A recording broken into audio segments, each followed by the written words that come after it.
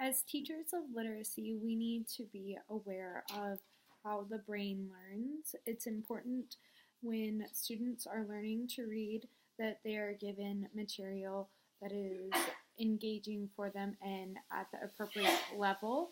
If the text is too difficult for the student, then the student will likely get frustrated and will not want to read the text, or they will just disengage in reading altogether. They'll likely get frustrated with it and not want to be challenged when they read.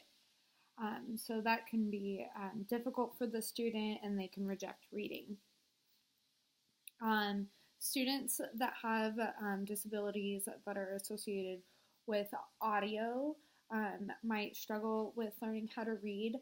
I have a student in my classroom that struggles with attaching sounds to letters because in his head he hears it one way, and so when he tries to produce the sound, it's not coming out correctly. So then he's trying to attach it to a letter on top of not hearing the right sound. So that is something that's definitely going to impact his understanding of reading instruction.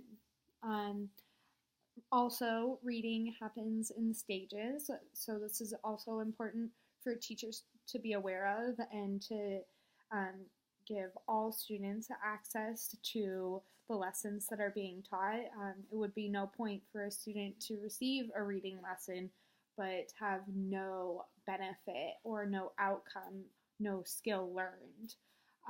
So one access point for students might be to just identify and look at the pictures. Another student might be trying to attach letters to sounds. And then another student might be at the point of stage 3 where they are recognizing those words quickly.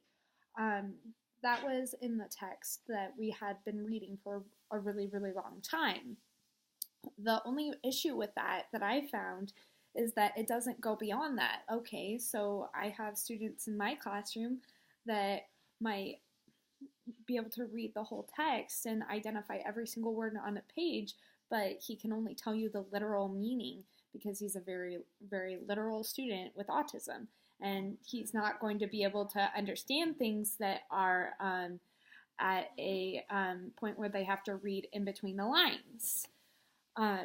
If students are able to engage with students in learning how to read, then they'll be able to develop not only a relationship with the teacher, but if the relationship with the teacher is positive and their reading is positive and a happy time, then the student will likely be more excited when it comes to reading in the future. So the reading program that we use at our school is called Fountas and Pinnell. The year it was published was 2018, and it was published by Heinemann. How the program is used in most classrooms is there is an interactive read aloud, which is using these big books, so then all the students can read it and see the pictures. The words are all done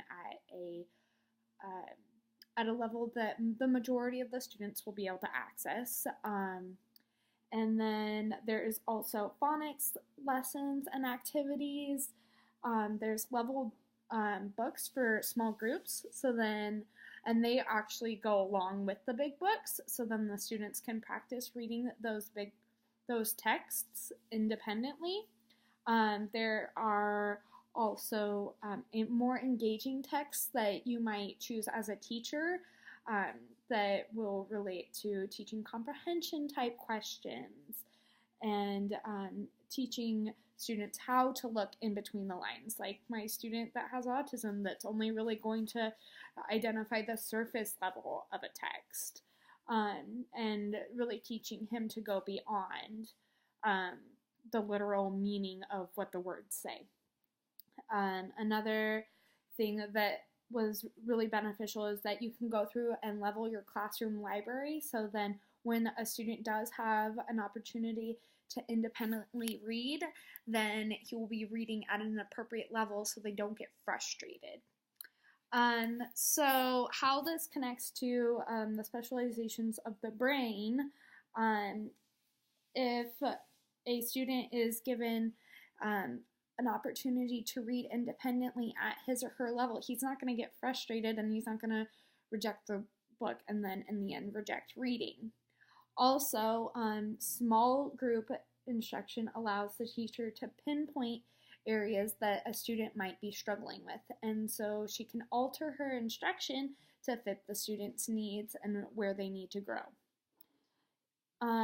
If the student is exposed to various types of texts, then the student will likely be much more engaged with those texts when they come across those texts in the future. My background with the program is that this is my first year I've been using it. We just got the program this year, and I've given several read aloud lessons, and I've given one phonics lesson. The phonics lesson I used had us talk about rhyming.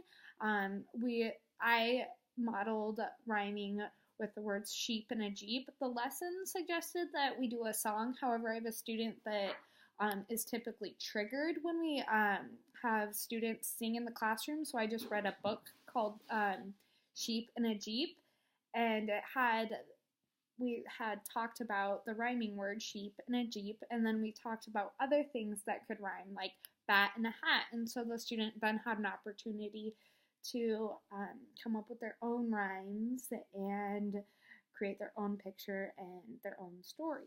I was also able to do one of those big book read alouds, and I was able to engage all of my students in the text and the read aloud. One student had the ability to read the whole text, so he was able to, when prompted, read parts of the text, but one of his other goals is to participate in groups, because if he had his choice, he would just sit in the back of the classroom with his head down. But if he's at the table and participating, then he's achieving his goal. While I have another student who it's his goal to identify different colors. So when I turned the page, I was able to ask him, hey, what color is that? And then he was able to say what colors were on the bird. So that was another way that I was able to just differentiate my instruction to meet each individual student's need. My experience with the program overall has been very engaging and helpful, and now my students, when they need to be able to just read independently, they can just go and get their book bin and find a text that is their choice and a book that they chose, but also it's engaging and at their level, and they won't get frustrated with it. So I think that it's really been a wonderful program. My findings have been that it is able to be differentiated very well. I'm sure that I would find more findings and more areas of improvement as my next year goes on and I get more familiar with it. All right, thank you. Bye.